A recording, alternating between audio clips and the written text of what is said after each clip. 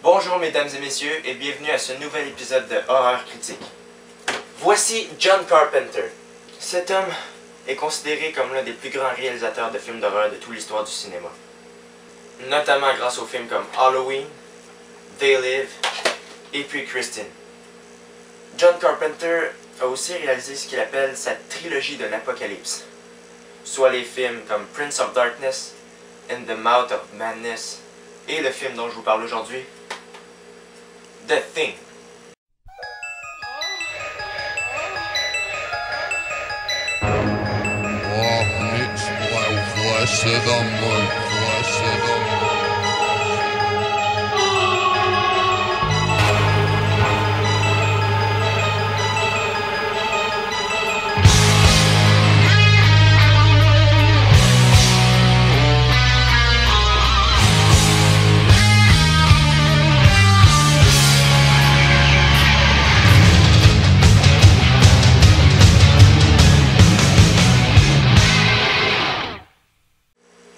L'histoire de The Thing se déroule en Antarctique, où une équipe scientifique découvre un corps congelé près d'une base norvégienne.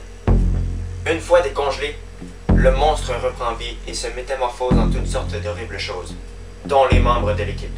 Une question s'impose. À qui faire confiance pour se sortir de cet enfer?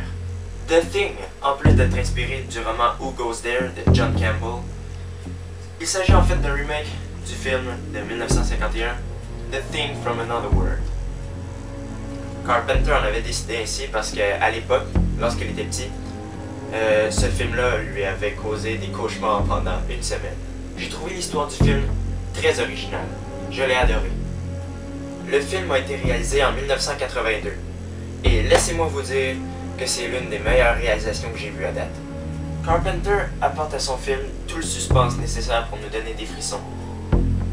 Il fait régner la paranoïa du début jusqu'à la fin. Et c'est ce qui rend le film encore plus excitant.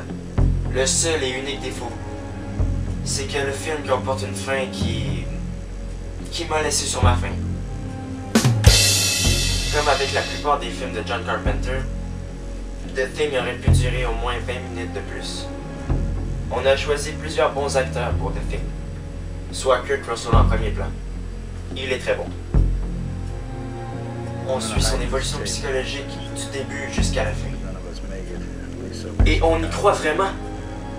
Il devient paranoïaque peu à peu pendant le film. Et cette paranoïa-là a presque effet sur nous. On s'en vient même à se demander à qui on ferait confiance dans une telle situation. Dans la première scène de The Thing, on peut apercevoir Kurt Russell qui joue aux échecs.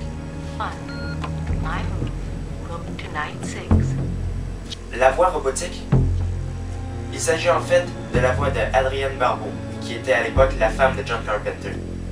John Carpenter fait souvent ça. Il implique ses épouses dans ses films. Comme dans The Fog, où elle joue un rôle principal. Moi qui ai toujours aimé les films gore avec du sang et du sang, ma foi, j'ai été comblé.